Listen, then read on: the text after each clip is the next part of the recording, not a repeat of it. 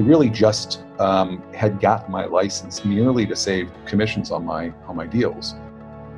But because of the unique multidisciplinary skill set I had developed as a lawyer, as a talent agent, as a designer, as a developer, I found pretty quickly that I was able to understand issues and communicate resolutions for clients in a way that most anybody else was unable.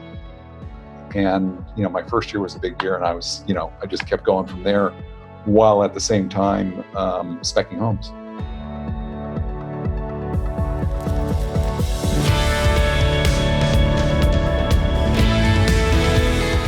Welcome to Dig's Influencer Podcast, the Titans of Real Estate, the show that provides direct access to the real estate industry's top movers and shakers as they share invaluable insight on how to best navigate and succeed in any market.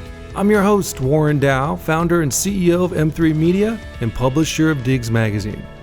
Our next guest is a rare and distinguished breed in the real estate industry, who prior to becoming a top 10 realtor in the U.S., was entrenched in the Hollywood scene first as an entertainment lawyer, then as a motion picture agent at United Talent Agency, then as a luxury home developer that many A-list celebrities still call home today, and today as founder, president of the agency. It's an honor to welcome to the show Billy Rose.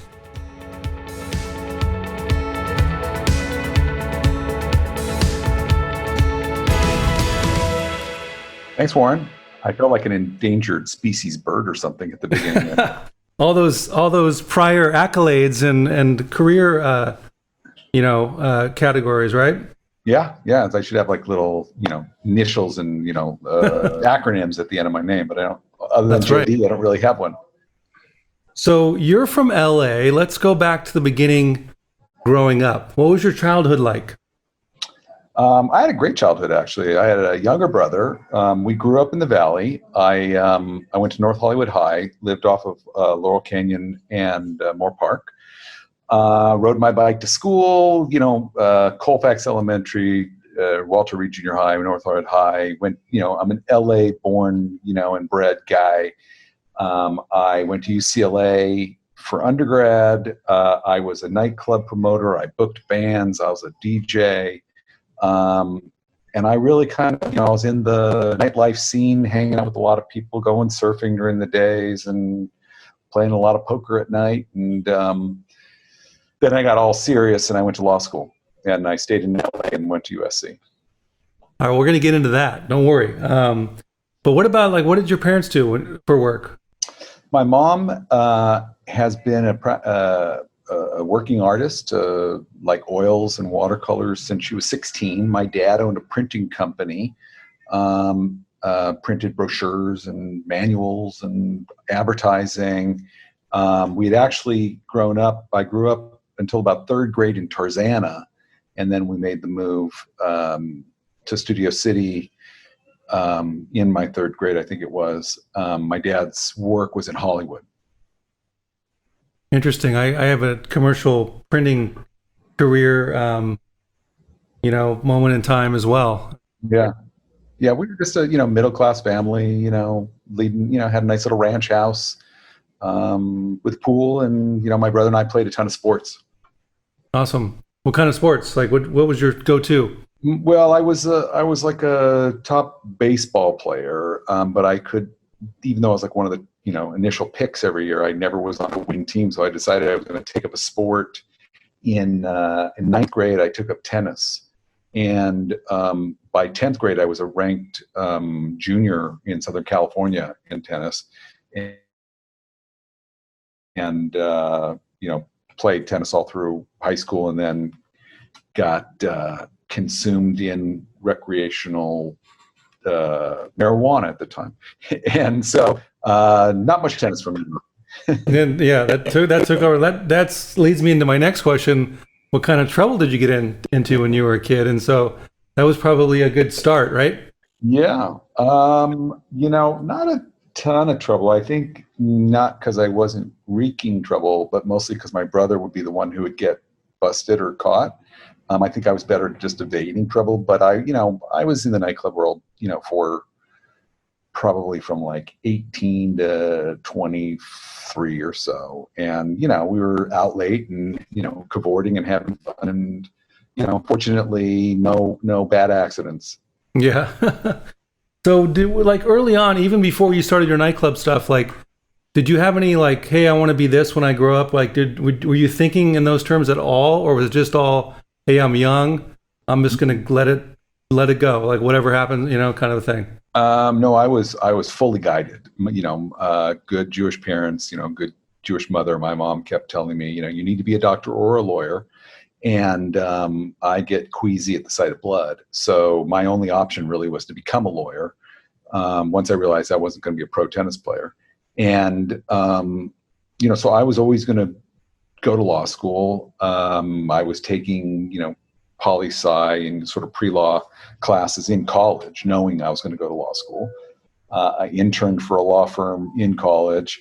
And I wasn't sure what kind of law I wanted to do, but having grown up in LA and having a lot of friends who were celebrities and such, and athletes, it just seemed the natural way to go was to be an entertainment and sports lawyer. So that was that pathway for me. And how long did that last? Well, that I did for 10 years, actually. I got in, I was number one in my class by hook or by crook. And I was able to get into a top firm and had some great clients and really loved doing that. At one point, I broke away, started a firm. And then 4 years into that, realized I didn't have the right partners to really get to that next echelon level where I wanted to be. And I started to try to find other partners to start a new firm. I couldn't really get that right group of people. And along the way, I got recruited to become a talent agent at UTA, which seemed like a good idea at the time. In retrospect, I think I didn't really understand what a talent agent did. And, I worked at where I started my law career basically was at a firm called Gang, Tire, Raymer & Brown, who are kind of known as being the lawyers for lawyers. If you were a top exec and you were a lawyer, for example, you would want them to represent you. And, the motto of the firm, which dates back to the 20s, was that not only would you not commit an impropriety, you would not even commit the appearance of an impropriety.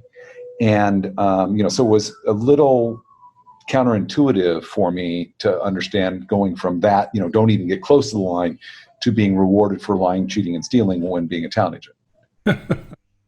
Oh, that's hilarious. So I had difficulty reconciling those two philosophies. Those are yeah, definitely going in opposing directions, right? Yeah. So how long was the talent gig? How many years did you do that? I did that for 5 years. Okay, 5 years. So I'm just trying to get your timeline. So 10 years, entertainment lawyer, 5 years. So you've been entrenched in entertainment. Yeah. You've got a ton of connections, I'm sure. Hollywood's, pretty insular, right? Like once you know this person, you get to know this person. It's kind of like that network lights up pretty quick, right? Well, particularly as a talent agent where, you get paid for introducing two people who already know each other. So it's your currency are your relationships. Right.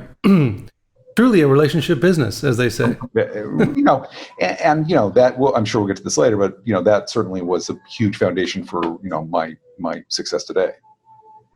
For sure. And you're an interesting, when I say distinguished in the introduction, I really mean that because, your pedigree is like, you've done some very interesting and difficult and complex things to build your foundation of knowledge. Yeah. Which is really impressive. Really impressive. So in the early days, is it true? Did you work with Crosby, Doe and Mosler and those is that your first real estate gig? No, I actually started at Westside Estate Agency. What happened at WEA? What happened actually was that I had bought a house that I had remodeled in Carthay Circle. I had a girlfriend who had just graduated from design school when I just finished with the remodel. And so we kind of did the interiors together. And the house got when it was time to sell it, it got published and I made a little bit of money. And, my girlfriend at the time, she didn't have a ton of experience, but she was immensely talented and, beautiful and fun to be around. And it, she went on to become, one of like Architectural Digest's top designers in the world. I learned a lot about architecture and design through her. I think it was something in which I already had a lot of interest. And when that house sold, I then bought another house up in the Bird Streets, which was this like 7,000 square foot, like Del Taco meets, terrible, stucco, Best Western. And 3 stories, but had great views. It had a big pool, and it had a tennis court, and it was lower Bird Streets. And at the time, I had bought it for $725,000. It's like $100 a square foot, and I think I had a gargantuan remodel of about $100,000, and I blew through that and spent $2 million. And I had always been trying to get the woman across my boundary line to sell to me. She had this big lot, and I kept saying, if you ever consider selling, I'd love to buy your house. And one day she called me and she said, I'm ready to sell. And so I had to in order to buy that house, I had to sell the bachelor pad one. And I, sold it for the unfathomable amount of money of $4.2 million, $600 a square.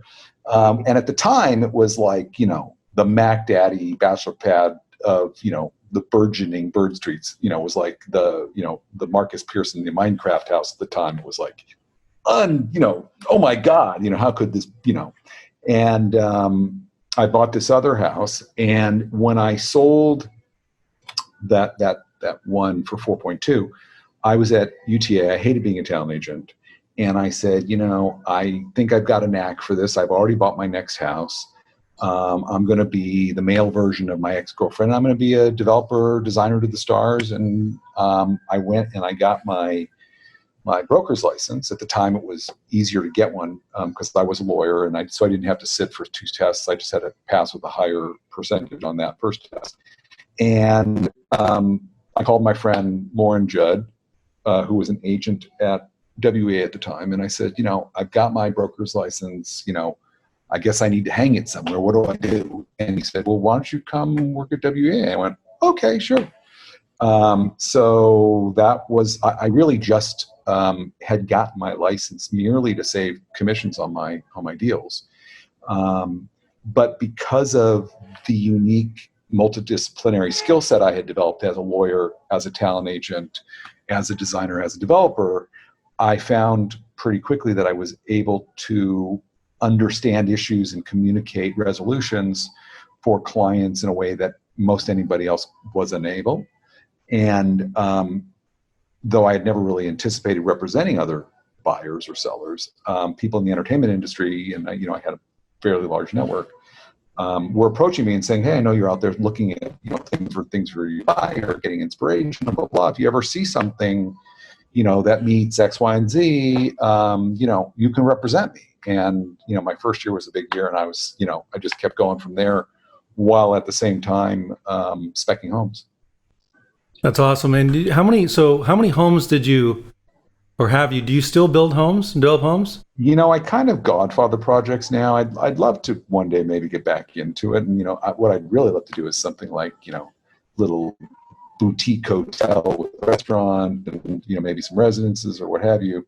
But I still love, helping people with getting their floor plan flow working and, understanding where the real value is, because, this is not just something which you're going to enjoy, but it's something which it's an investment for you. So, don't build that 2-bedroom house. We can make this other room functionally work as a bedroom as well. You'll have more value as a 3-bedroom house, or, if you can get that long driveway, let's do that. The approach is super valuable, whatever, that thinking might be, so that when they go to sell it, they're going to maximize their returns.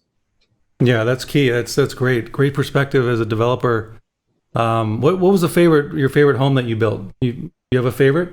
I do. It's actually it's not my favorite in terms of economics.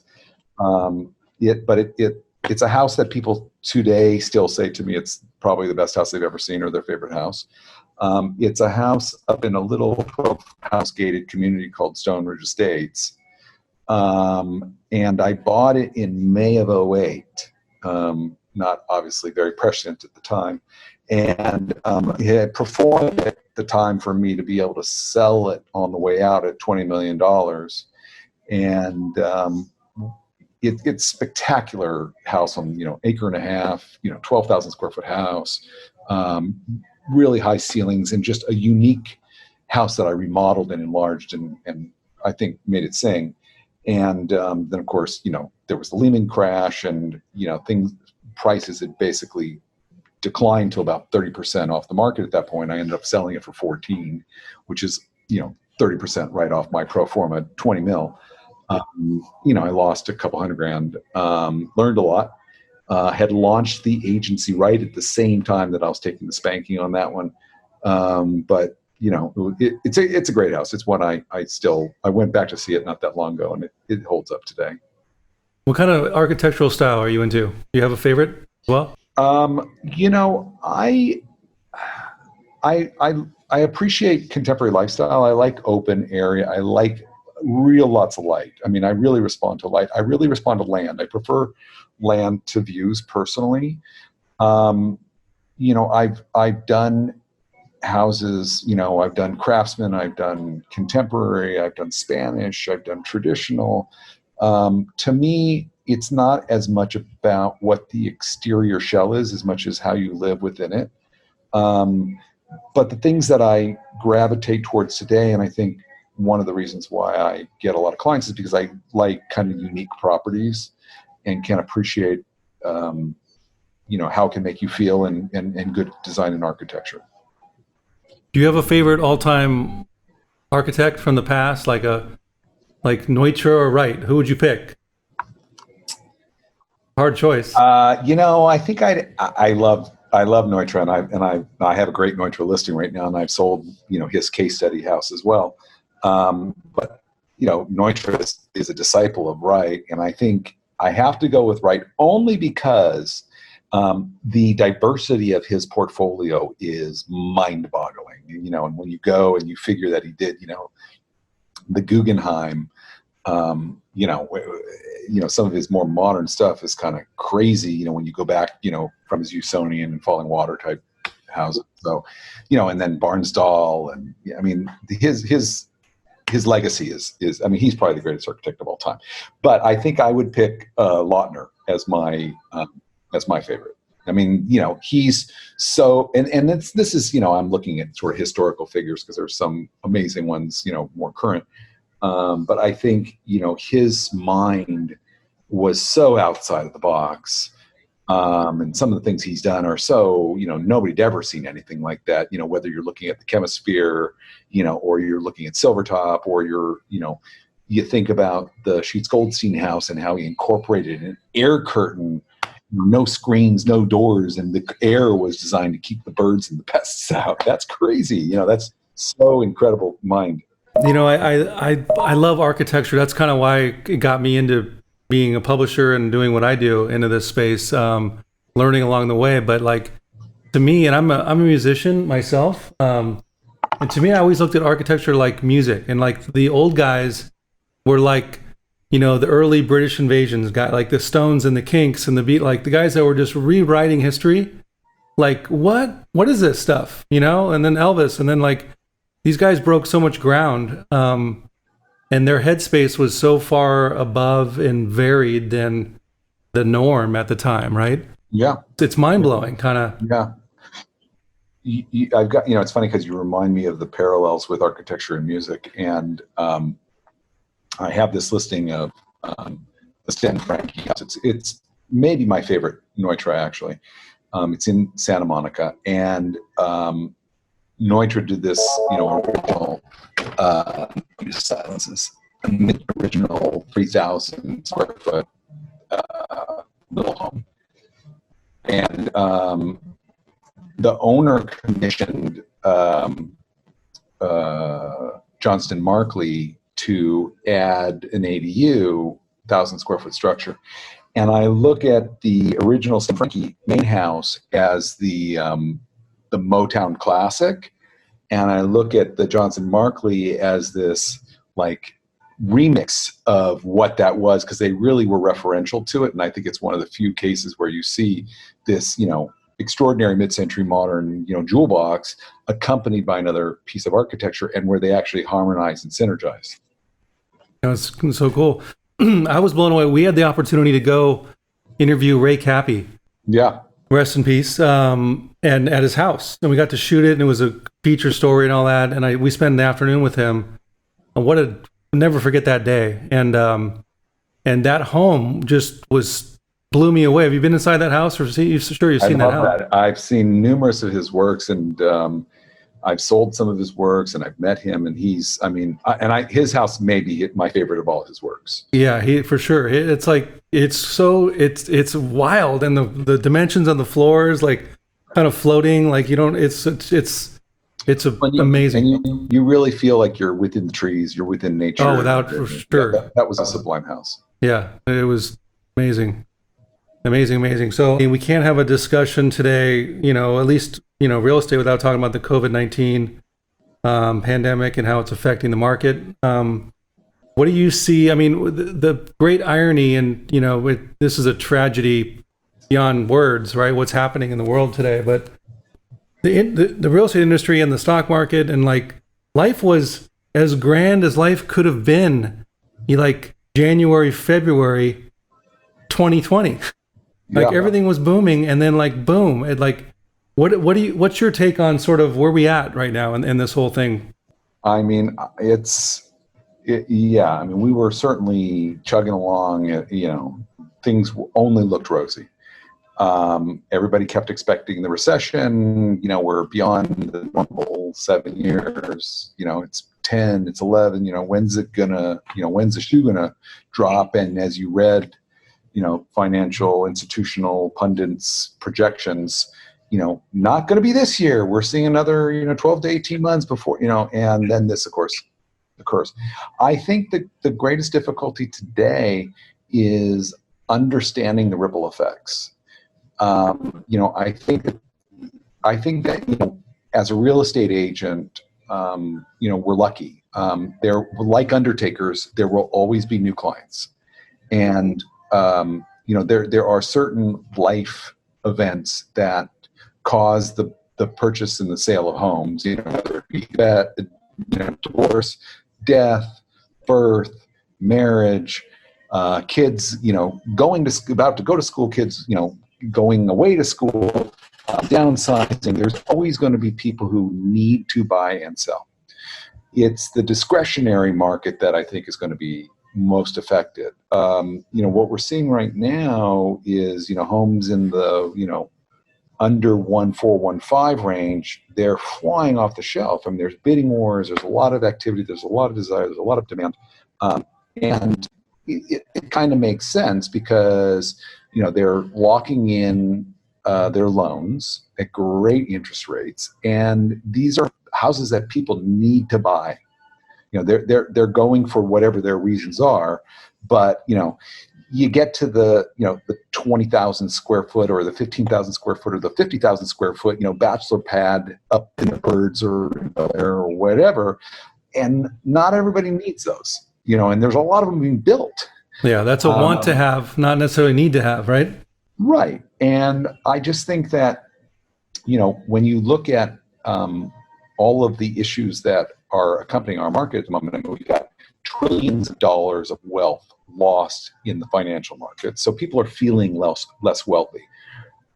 You've got a number of industries that are going to be affected on levels that we haven't even yet begun to understand. Particularly industries that are within this submarket here in LA.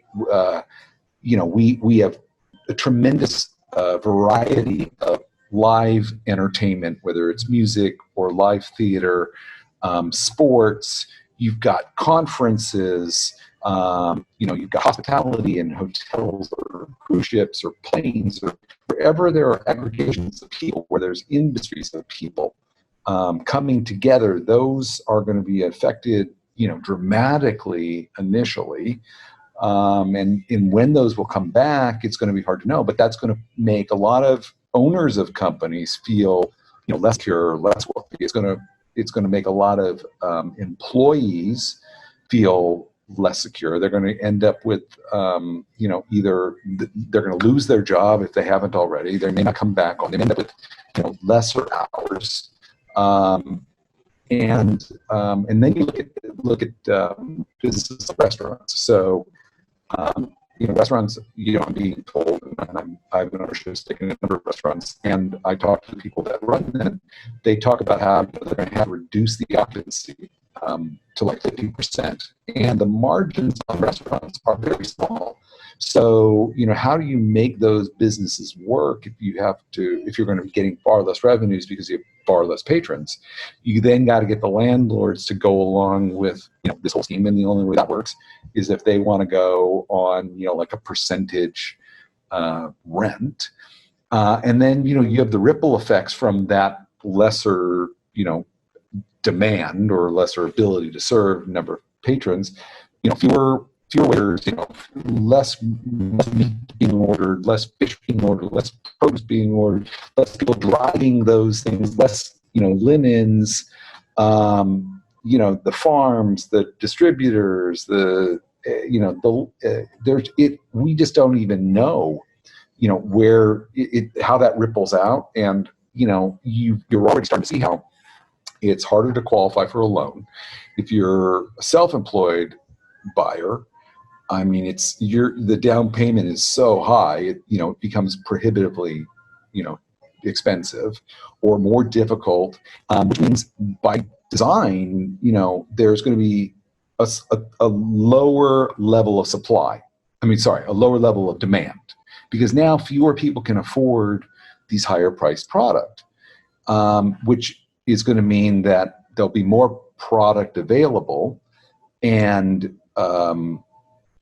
it's all about supply and demand. And I'm concerned that there's also going to be a number of developers who, jumped into this gold rush of specs, particularly higher end. And, now things aren't, they're going to have to hold for a lot longer, or they're going to have to let it go for a smaller price, or they're not going to have the deep pockets to be able to sustain. And I think there's going to be some new, downward leaning comps that are going to affect the market. So I think, there's a great likelihood, particularly at the higher end, that we're going to see discounted pricing, just because there's going to be less demand. There's going to be, we know there was already a great amount of supply coming. And I think, particularly at that higher end too, you have a lot of buyers who they feel like there's this hole that they're going in. And is the hole 5 feet deep, or is it 55 feet deep? And, when are we going to get to know? I mean, now we're hearing, of course, that stay at home in LA, could be extended in August. When does it stop? Is there going to be another flare up? I think we're in the most volatile time of, the current era, post-depression era that we've ever seen. Yeah. And I think that buyers in particular feel like, they're jumping into a hole. They don't know if there's a net underneath. They don't know if it's going to be 5 feet deep or it's 55 feet deep.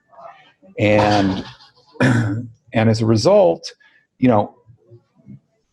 markets, whether they're financial or real estate, they don't like uncertainty. They don't like volatility. They like stability. They know where things are going, even if it's just static. And I think it's really difficult to understand right now, what is going to be our future. And, we're still trying to figure out. I mean, there's so many industries that are within our marketplace here in LA, which are so prominent, whether you're talking about live entertainment, concerts, live theater, sporting events. You've got, movie theaters, hotels, conferences that all bring people together in mass. And those industries right now are pretty much on pause. And movie production, TV production, I mean, what they're talking about doing as far as allowing those people to be working now are like going into quarantine as a pod, as an entire production before they go on location or before they go in, into production. Which means that basically if you're one of the higher level performers or providers, like a director of photographer or an actor or what have you, you probably have to go into quarantine a little longer than the 14 days, because if something comes up, they need to find a replacement for you, because now they're locked in because they've got all these people who are quarantining at the same time. We can't even begin to understand what the ripple effects of this are going to be. And I've been looking at restaurants in particular because I'm an owner in a number of restaurants, and I'm able to talk with a number of people on how they're going to be dealing with this. And restaurants are not a high margin business to begin with, and I'm hearing that they're going to need to reduce their occupancy by about 50%. And which doesn't really work, right? The entire economic model has to change. It doesn't work. Yeah, I mean, it's a big component of that. And so you can't continue on the same rent, which means you got to basically work on a percentage rent probably. And then, how do you rework that situation on the landlord side with the lender? Right. It's on and on. The ripple effects are crazy. You got the meat purveyor, the seafood purveyor, the drinks, wine, beer, alcohol, soft drinks, everybody's providing. And yet they're going to be providing less. There's going to be less hours. There's going to be, owners who aren't feeling as profitable. They're not going to be extending themselves as great. It's just, we're moving into a time where people, it's going to be harder to qualify for loans. It's very difficult to qualify for self-employment at the moment. You really have to come up with a large down payment for a lender to feel secure, which all of this means that there's going to be less demand. And when there's less demand, you typically get an offset with greater supply, though you've had a lot of sellers who are holding their properties off. But there's going to be those sellers who are going to, have to sell. It's going to be a sell of necessity. And, whether that's coming from these cowboys, who all jumped in for the gold rush on the spec market, or somebody who just, they've lost their job, they've lost their business, and they've got no choice but to sell their only asset. There's going to be some properties that are going to be, let go at a number that's going to set a bad comp. And, in the same way that when you're in an appreciating market, those new houses that are coming on the market, they're all standing on the shoulders of the prior sales. These are going to be the ones that are dragging down the following sales. So, that's why I think there's a lot of stickiness in the market right now. There's not this momentum. I mean, again, at the lower end, you're seeing buyers who, they need to buy it, and they're locking in these great, unprecedented low interest rates.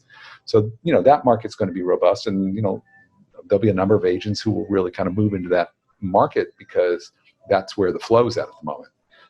But there'll always be sales. We're like undertakers. There's always another client.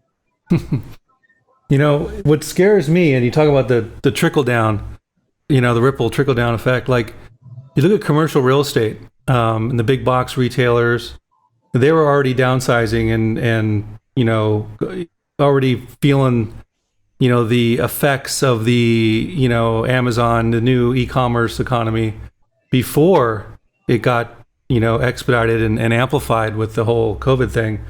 And now, just like we're doing today, Billy, we're on Zoom. Otherwise, I'd be in your office right now. We'd be doing this, right? So, like, we're teaching ourselves how to do business a different way across every industry.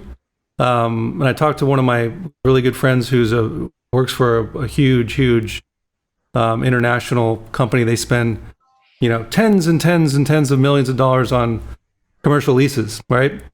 And they've had to do the whole relearning, and they're like, we're not going back. Like, we're looking at it now. We're going to be saving, gazillion dollars on rent because we've figured out how to do it remote. Even with our customers, we figured out we don't need to fly to, from Orange County to Boston for a meeting. We can just we can just do it remotely and save the time and money, you know? Yeah, I think that the world is going to change.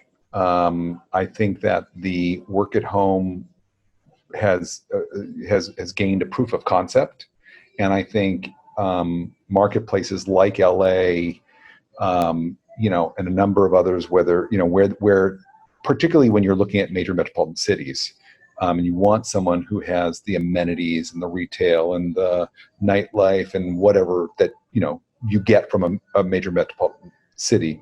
LA is uniquely situated in that we're spread out. We have half the population of New York in double the square footage of land, and we're not a town like Chicago or New York or San Francisco where they're vertical cities that are built in towers, where you get tens if not hundreds of people all within the same structure, going up and down the elevators in the same lobbies and common areas. And we generally are a single family marketplace where we're not sharing anything. And then when we leave our personal garage, we get in our little germ-free bubble that transports us to our next destination. We're not getting in an Uber or a cab, and we don't know who was in it before. We're not getting into a subway or other mass transit.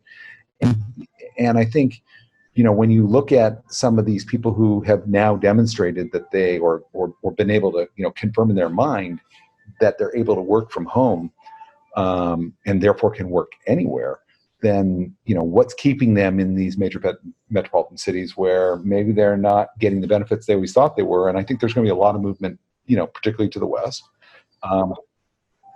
particularly to LA. Yeah, it's a great point, because if you don't need to be there, and this is a tremendous alternative. I mean, single family with land, and lifestyle combined, so. I mean, if you got a shelter at home, nice to have a pool, nice to have some square footage, nice to be able to get out in the natural air. Yeah. We had an outdoor movie night last night. It was fantastic. Oh, that's cool. Very cool. Well, the markets, we talked about how they were on fire before, all the way up until the, February of this year. And it seemed like, even before, like the end of last year and the beginning of this year, LA was breaking new price records almost weekly.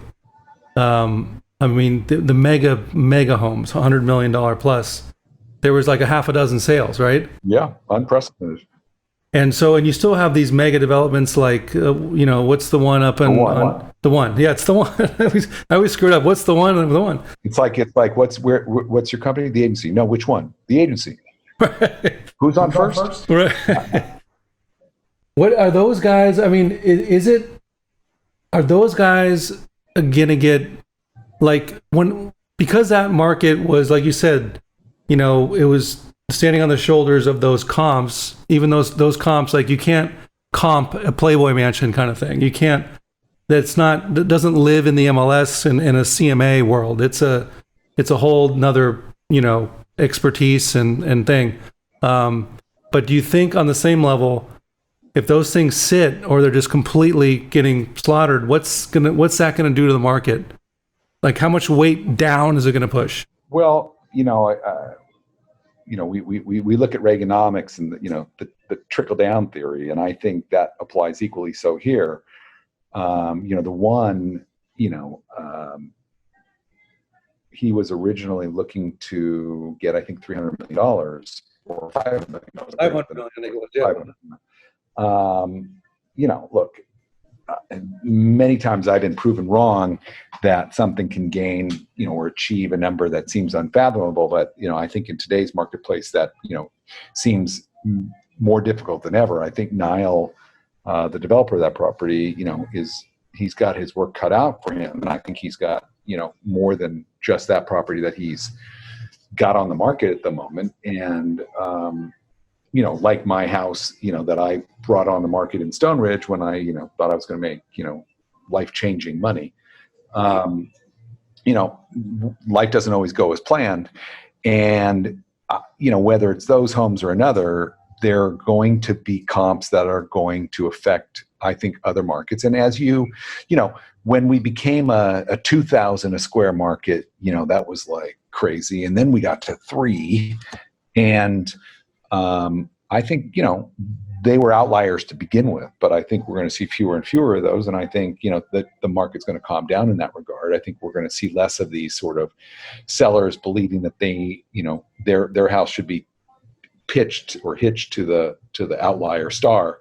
What the market discount, if any, is going to be is really unknown. I mean, I know a lot of deals that are getting done where I have a deal right now in Brentwood Park. It's a $7.5 million house, and we're basically getting pre-COVID money. Now, I think the reason for that is because it's a unique opportunity. And, if it's something that's fungible, if it's one of these, stucco and glass boxes, around the Beverly Center, where there's like another one sprouting each day, those become fungible. And, that's, again, a supply and demand issue.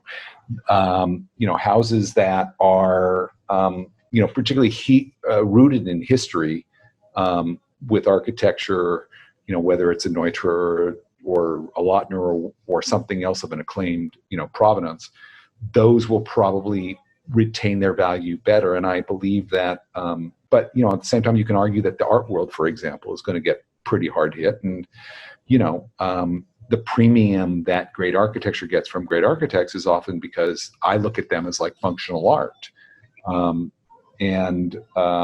Whether you'll get that premium for art these days or whether it's much a premium, we're going to have to wait to see. But, to me, if it's a unique property that it's hard to replace, particularly if you're going to be there for any extended period of time, you should be fine. I mean, the market will recover. The question is, how long is it going to take? And maybe, Billy, it'll have the opposite effect where, the home now, since we're stay at home, it's taken on a new level of importance and meaning in our lives, right? And maybe it'll have the reversed effect where people will go, hey, life's too short, man. Like, I'm not getting any younger and there's COVID shits out there. Like, I'm going for it. I don't need it, but I damn well want it right now. I want the pool. I want the view. I want the, Yeah. I think, we're going to see less travel, obviously. I mean, Malibu rentals right now are like the hottest commodity. It's staycation, it's stay at home, really enjoying your space. I think we're going to see, a change in, maybe what is the, or what are the amenities, the go-to amenities in houses. I foresee like a his and hers, like offices with green screens and, mic'd rooms that you can do Zoom calls from. I think, what became sort of the ubiquitous theater or media room, I think those are going to, really become more and more ubiquitous, because I think movie theaters are going to go out of business to a large degree. And I think we're going to see the release of movies undertaken in a different way. And it'll probably be coming to your home media room, and, maybe you'll have your 10 friends over and everybody will pony up, $10 or whatever that'll be.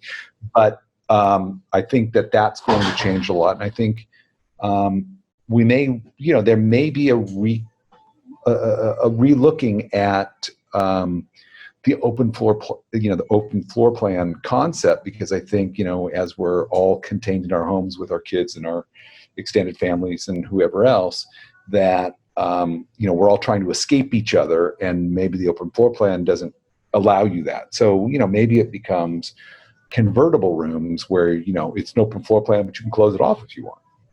Yeah, good point. So this whole new normal, talk of the new normal, with this virtual open houses and brokers opens and what have you, and sellers concerned, people coming through their house, and obviously all that stuff. Like, do you think, relative to the whole iBuyer model that was starting to gain a little traction, obviously not in Beverly Hills and Malibu, it's in the homogenized, Phoenix, cookie cutter, plan A, B, C, D kind of thing. But do you think that will spark something new in the iBuyer? Like, if they get the technology right, if they get the 3D blah blah blah, and the like, do you think we'll ever see a time and place where people are actually writing checks for $10 million and never walking in the property, or like?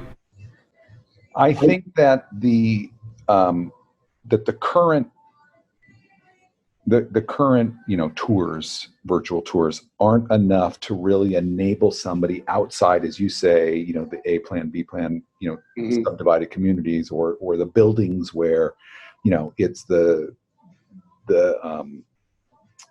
A stack and the B stack, that housing is just too unique, particularly in LA, where, you might have a $2 million house next to a $30 million house next to a $10 million house. Yeah. And everyone is different in its own way, in its own design, its own architecture, and how recently it's built, the ceiling heights, the way the light comes in, the view, the way the air circulates, the noise. I look at, like, if you were a buyer and, you heard that La Mesa was the greatest street in LA, and, you got a $20 million sale across the street, and you're looking at this one and it's $5 million and it looks great. And then you realize that the one you bought backs up to San Vicente, and the one across the street overlooks, Riviera Golf Course. So I think that, it's very difficult for someone to, lay out a bunch of money to purchase a luxury product, and, luxury may be $1.5 million. Mm-hmm.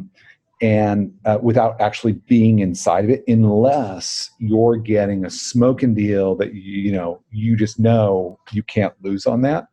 And I don't think sellers want to be in that position of having to sell homes at significant discounts. I think that I speak to a lot of sellers who say, should we be doing a virtual tour? And honestly, I prefer.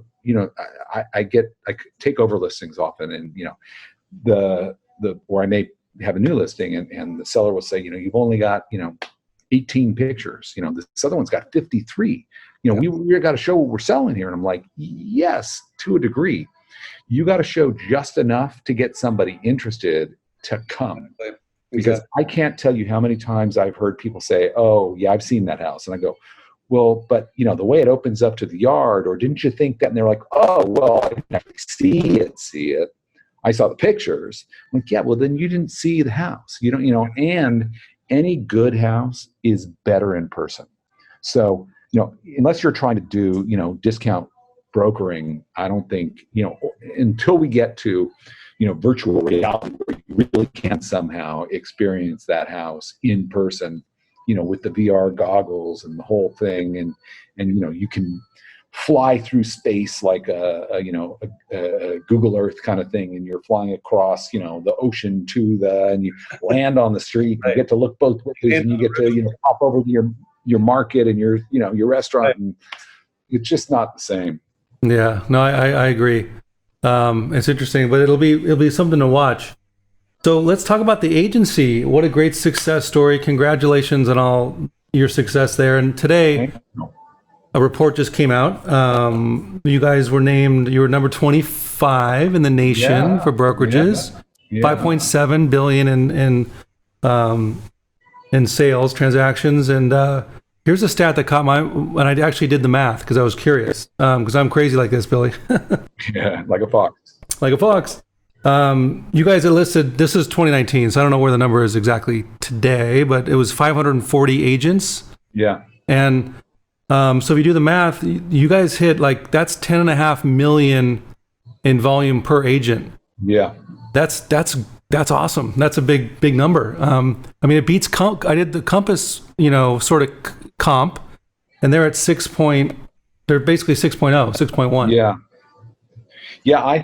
I think, of those brands, that are international or national or California, and probably LA, we have the highest per agent volume. And the reason for that's obvious or simple, which is that, we're not a real estate play.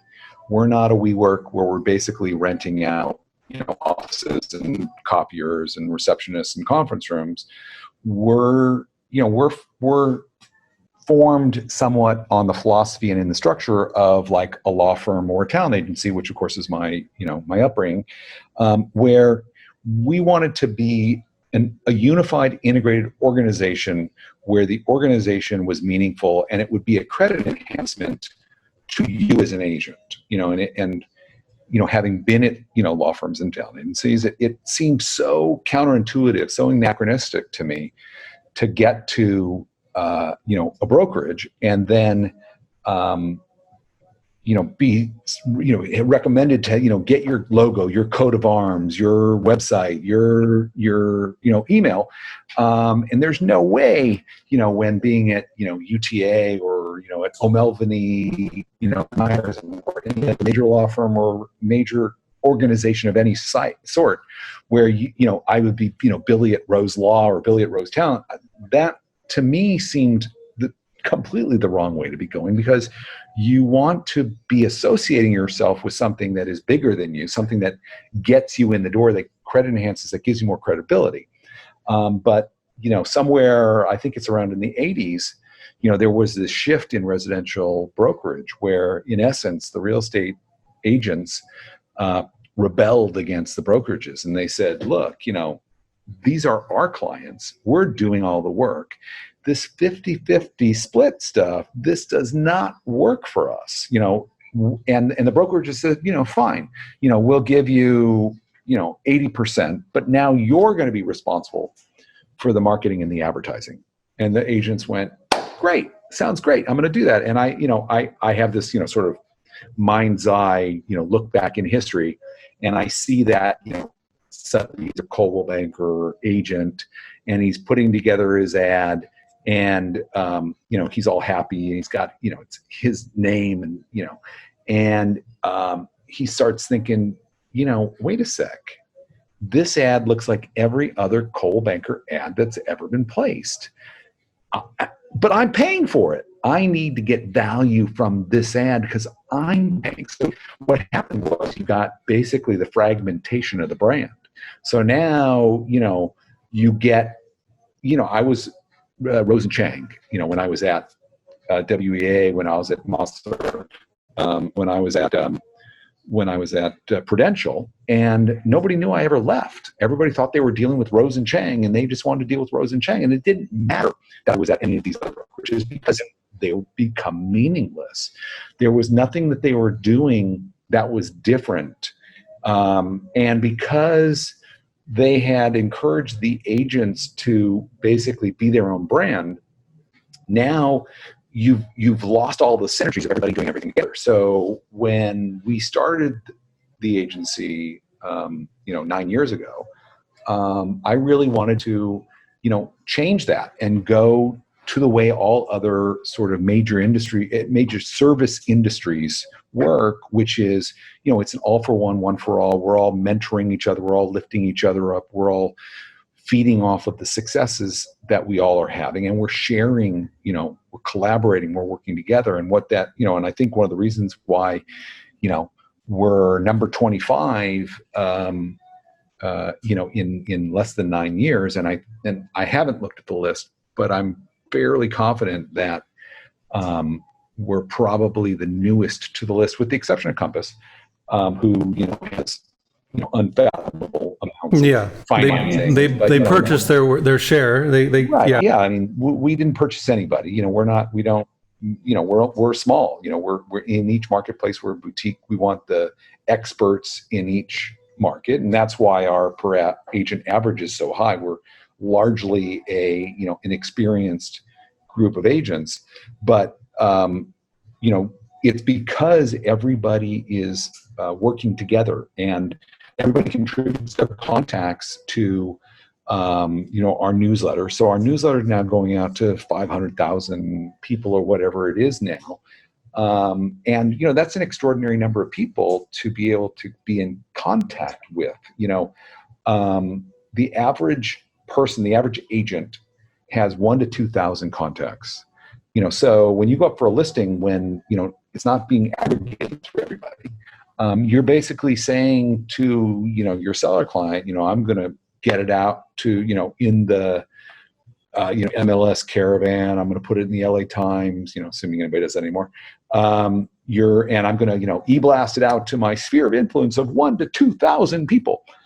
I personally have a database of 15,000 people that originates out of my entertainment days. But, being able to reach out to 500,000 people and then keeping one website where all of, our inventory, all of our videos, all of our content, that's all going to one dedicated place. It makes it easier to find things. It becomes a one-stop shop, which is kind of like our PR department. We have 3 people in PR who are all working on behalf of all of our agents. And if you're a journalist working at the Wall Street Journal, do you want to call, the 10 top agents in a market and hope that they're going to answer the phone, hope that they're going to have the information, hope they're going to call you back, or call, one of my, 3 PR people who are, paid to sit there all day and answer that phone and make sure that, like you and how we came together, they're there to say, oh, you want to know, what's the latest trends in garages today? Speak to Santiago, or, Ben Bellick's got this new listing that you might want to talk about, or, if you want to know if the Chinese are still coming, or, they know who knows what, and they can direct you and get you the information, and get you with the right people. So I think that's really been at the core of our success. And when you realize that people aren't, going off in their own offices and, shutting the door and, trying to compete with one another, because, when you're a company that has, 5 or 10 or 25,000 agents, how do you distinguish yourself? We're small by design, and rather than compete with one another, we're working to lift each other up. If 2 people are up for the same listing, 9 out of 10 times, they're going to say, let's do this together. And by the way, they're going to improve the odds, because, if you're up against, Larry, Mo, and Jack, and then, it's Billy and Dana, that's 5 people going up for the listing. If we become one of the, Dana and I become one of those contenders, we're now twice the, the veracity, so to speak. And we're going against the other 3. So I've gotten a number of listings that way, because we're making it easy for them to make a decision. I don't know. It's the model to me seems obvious, and I think it wasn't obvious through this. Sorry. Well, no, it wasn't, because here's what and by the way, go ahead. What's that? No, go ahead. That's just my experience, coming from integrated, unified organizations, and it's what's been really rewarding and interesting to see is that you're only as strong as your weakest link. It's one thing to be able to say, rather than he sold the Playboy Mansion, or he sold case study 20. It's another thing to say we sold it.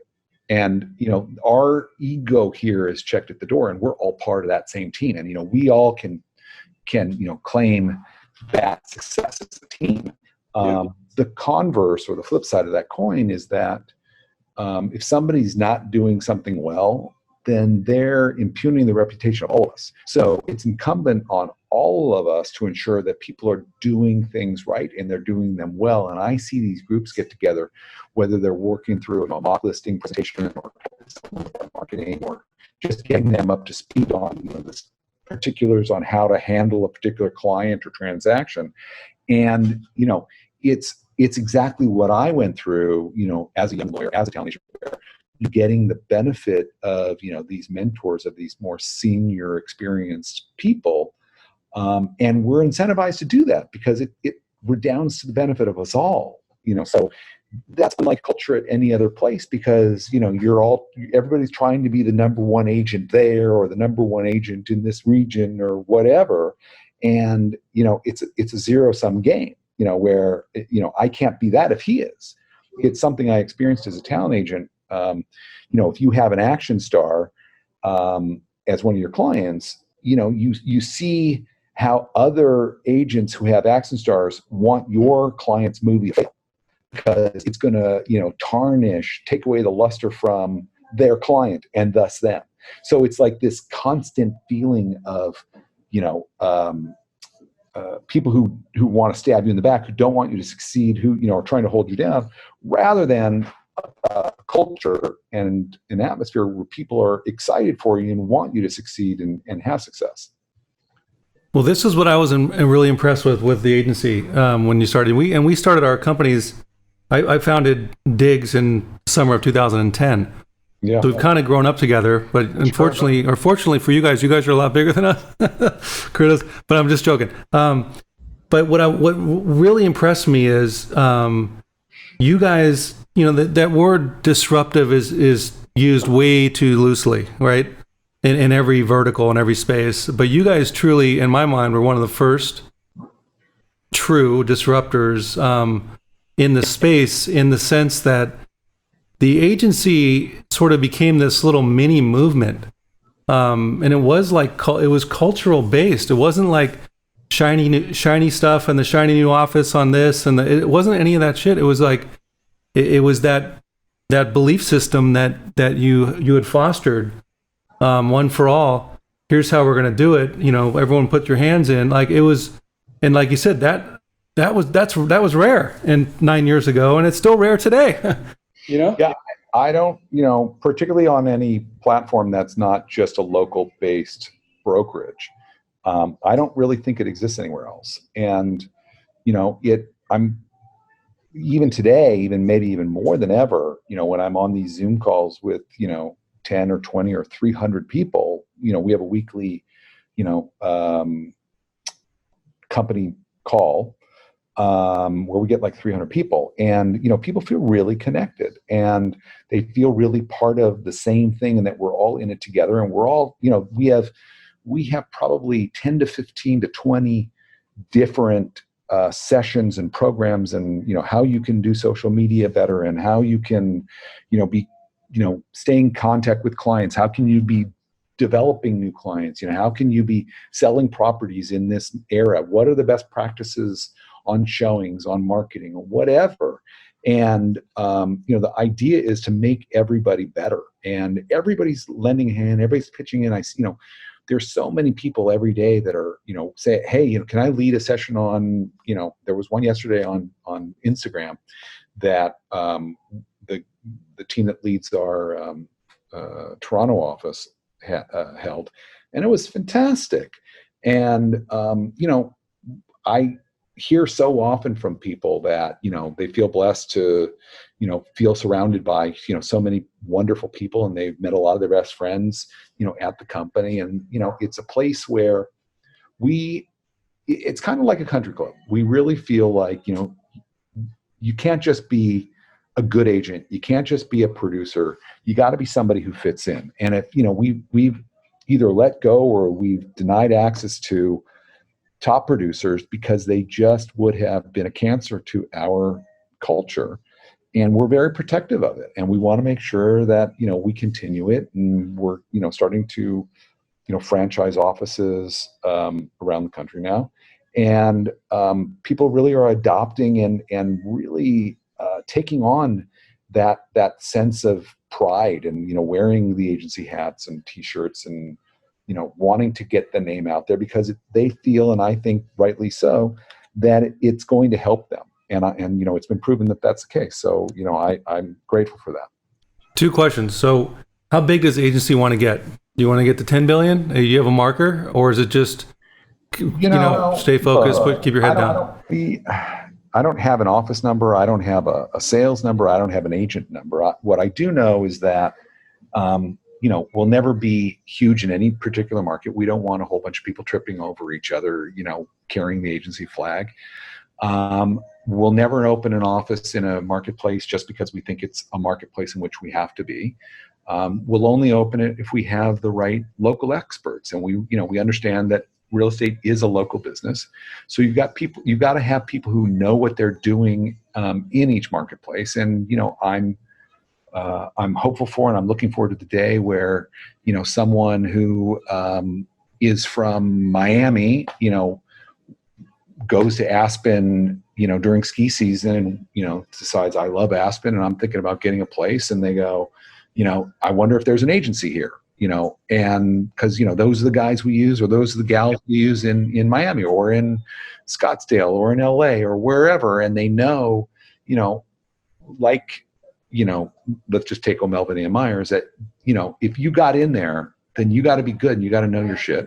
And you're going to be with a trusted real estate advisor. And it's not just a place where you're putting, asses in seats and we're trying to, lease real estate space. This is not a real estate play. This is really trying to give people, good real estate advice. For me, it was always staggering that, that the legislature basically allows people who don't really understand the contract, who don't really understand, the transaction, to represent people with the largest financial transaction they'll undertake in their lifetime. We're talking millions of dollars being represented by somebody who may know nothing, but, they're married to somebody who, knows wealthy people, or they like architecture, or, they know they can get a big commission, or they're an attractive person that can, attract people to them. And, when you don't like we do, suffer the consequences by having, someone who is impugning your reputation because they don't know what they're doing. It's easy to go, well, yeah, we have some agents who aren't that good, but that's not me. At our brokerage, it's, whatever, I'm the one you should use. At our brokerage, I like to think that whoever you use, you're going to get good representation. It's well said. Well said. So would you guys ever consider acquiring small boutiques or using that as a growth vehicle? I wouldn't count it out, but I would say it's highly unlikely because it really is a cultural component. And, it's much more beneficial when it's organic growth, where people are choosing to be here because they've decided it's what's going to help their career. It's going to help them, with their business. When you acquire someone, you basically say, you are now us. And, to be us, there are certain qualities that it takes. And, those are integrity, professionalism, treating people right.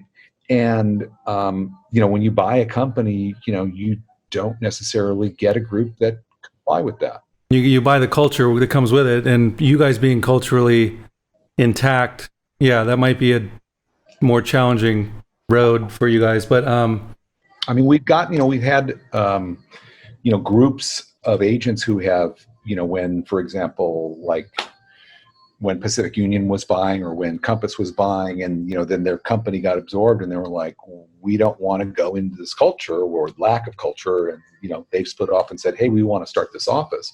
That's an organic process, and I think that works best for us. All right, enough about real estate for a minute, Billy. Let's have a little fun if we can. Okay, we'll try. We'll try. What's the worst part of your gig? The worst part of my gig, it's a pleasure pain. I think that it's being on call round the clock. Got to pick up. Where the hell is he? And I take that seriously because I really do feel like not only am I a real estate advisor, but I'm a therapist. This is not only the largest financial transaction they undertake in their lifetime, but it's very emotional. It's the big difference between residential and commercial real estate. It's not about how it pencils. It's how it makes you feel. And, a lot of these buys and sells come as a result of divorces or deaths or births. And, there's a time component and there's a money component. And, you got to be there to make somebody feel comfortable. And so that's the tough part about it. But it's also the thing I love about it because, you get in super deep with someone and, in the deepest, either darkest moments of their life or the, some of the most celebratory moments of their life. And you really get to be on that ride with them. And I like to be, their consigliere in that moment. It's funny, to your point.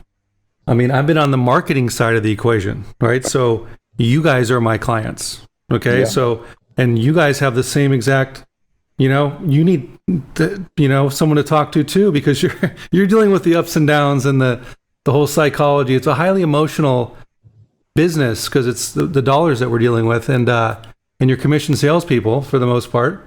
And it's not an easy living, and everyone makes it out to be get your license and, you go make $1 million in a month, man. It's easy. Particularly when, an entry-level home is $3-4 million and, Right. $7,500,000 and you're like, okay, I'm good for the year, for some people.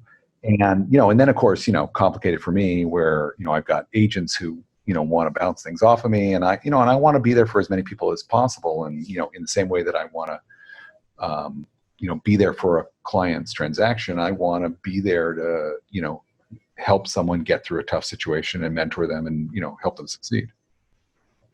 All right, I'm going to give you some rapid fire questions, okay? Finish this sentence. If I wasn't in real estate, I would love to be in hospitality, designing and hosting. Okay, cool. If you could invite 3 people to your dream dinner party, who would be there and what would you serve? Dream dinner party. Well, that's a tough one. Okay. Bill Gates, Oprah Winfrey, and Brad Pitt. And we would have sushi. Nice. Good call. A guilty luxury pleasure that's worth every damn penny. Fine wine and good food. Life's too short to drink bad wine. Although I've been really getting into, I've been drinking a lot of wine these days. Because there's only 3 days a week, right? There's yesterday, today, and tomorrow. There's no weekends or weekdays. Right. And so, every night's a wine night. My dad used to write for Wine Spectator, so I inherited his cellar, and all the good old stuff now is kind of gone. And so we have to find these house wines. And so I've been really trying to research that, $20 to $30, $40 range bottle where you can open up, a couple few on a night. And that's been a ton of fun. And I've really discovered some great, inexpensive, considered wine. And that is part of the fun, right? I love that. Me too. You don't really have to spend a ton of money on good wine. Honestly. You know what I've been doing the last basically month and a half, but last couple months, maybe month and a half, all Italy varietals. Yeah. Nothing but, and I'm going deep and trying all kinds shit that I would have never tried and just getting blown away. And then they're not crazy pricing. I mean, what's something I did recently that was really successful for me, and I would imagine it will be the same for you in that regard, is I was looking at, I did this on wine.com. It was the easiest one for me to do it on, it seemed, but I'm sure there's other portals where you can do it as well, where I would search for, let's say, under $30, 90-point reviews or more. And, I got 24 bottles, single bottles, one of each. And, and then I went through I'm still going through them actually, and found, what do I like? What do I want more of? And, Italians, I love the Italian wines. I'm a big cab drinker and I like the Brunellos and the Barolos and, but yeah, Super Tuscans. All right, favorite band. I know it's difficult and it's probably a bad question for you because of your background. But do you have a favorite band or? Oh my gosh. Yes, I'll give you a favorite band today. My favorite band today is Glass Animals. I love the music, but the thing that makes them my favorite band is that unlike a lot of, sort of electronic music, it's not that engaging, not that fun to watch a live performance. And their performance is staggeringly captivating. I've been 3 times. I've been I've been at the Super Bowl. I've been at I've seen them at the Shrine. I just missed them at Troubadour 2 days before we went to home, safe and home. And they're just dynamic on stage. So that would be my favorite band today. That's a good pick. I would never guess. So where do you live, Billy? Can you tell us, describe your home? I live in Westwood. I live in this 1940 modern that I took down to the studs, gutted, and enlarged. It was a house that I loved. It was the first lot bought in that tract. And I loved the home. I could tell that it would be something that would enhance your life. And I tried to sell it to 10 different clients. And I was getting married and we were going to buy a house. And I said to my fiance at the time, let's go looking at houses. We were kind of looking in different areas and not here at all. I go, there's this one house I wanted to see because it just strikes me. And she saw it, she went, yeah, that's our house. And I had that house since '03. And it just makes me feel great. It's got great light. It's got great windows. I love the house. All right, good deal. So I know we're getting close on time here, so I want to ask you a couple more about what do you do for fun, like outside of, we know you like red wine, of course, and architecture and developing and restaurants and hospitality. What do you do like for just, I got an hour to myself, or I want to do, what does that look like? Well, I like being with my kids. Whether that's, I've been doing these urban hikes these days, because you can't get up in the mountains. And that's one of the things I do like doing is hiking. But we've been doing these urban hikes where we might power walk through or run through, UCLA or the Veterans Administration, or I did Brentwood Park the other day, and, an hour long, maybe 5-6 miles. And I've been going with my daughter, or my son, or my wife, and that's super fun. I like swimming. I like getting into the water and the ocean. Fishing is like one of my favorite things. My grandfather owned a tackle shop and, grew up fishing. And in fact, we're going on a houseboating trip in a month. Can't wait to do that. All right, some closing thoughts. What 2 pieces of advice would you give your younger self today, Billy?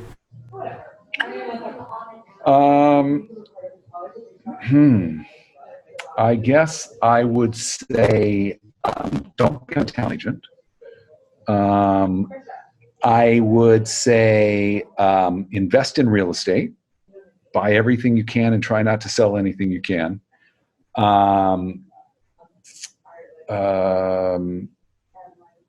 Seek out the smartest people you can and try to learn from them.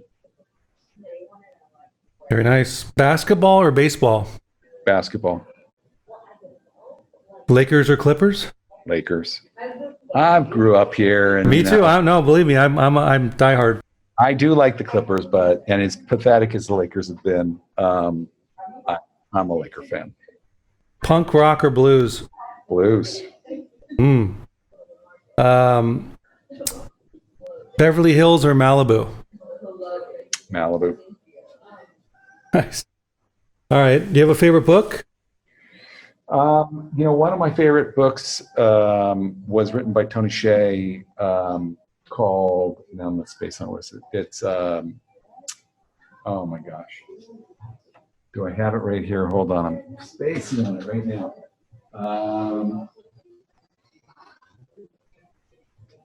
Delivering Happiness.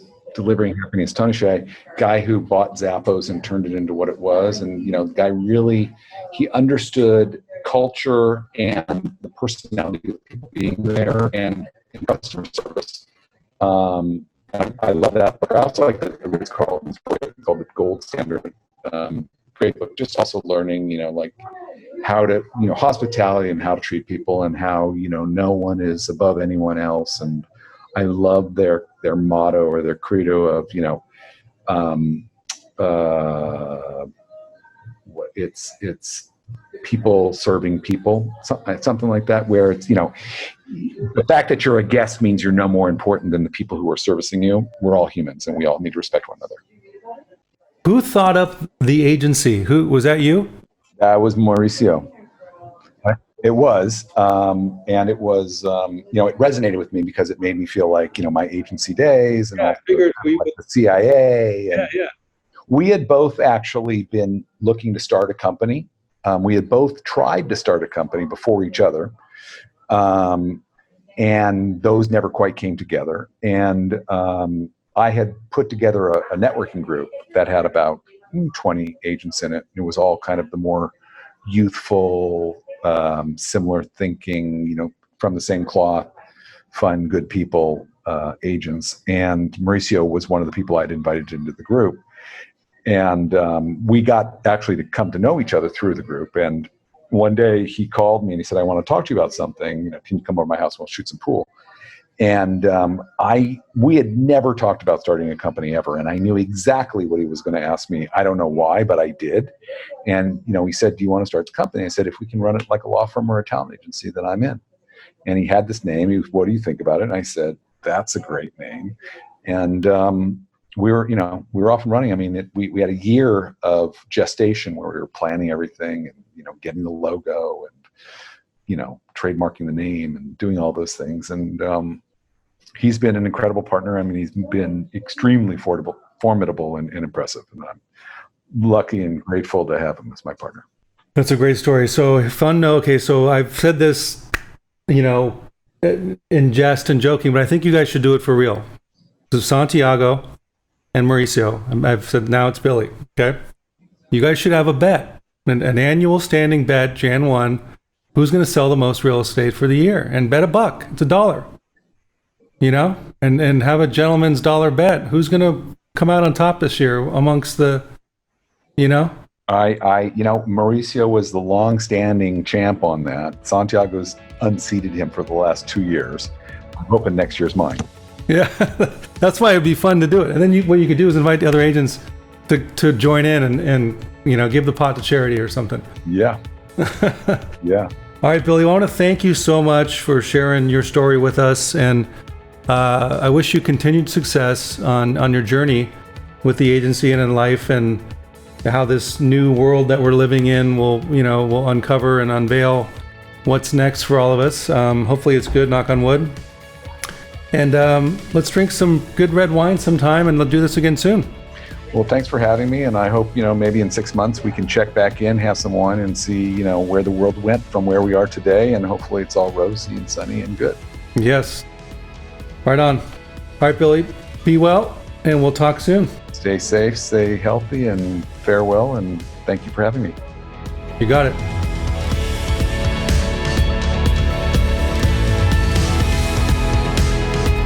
And that wraps up this episode. Thank you for tuning in.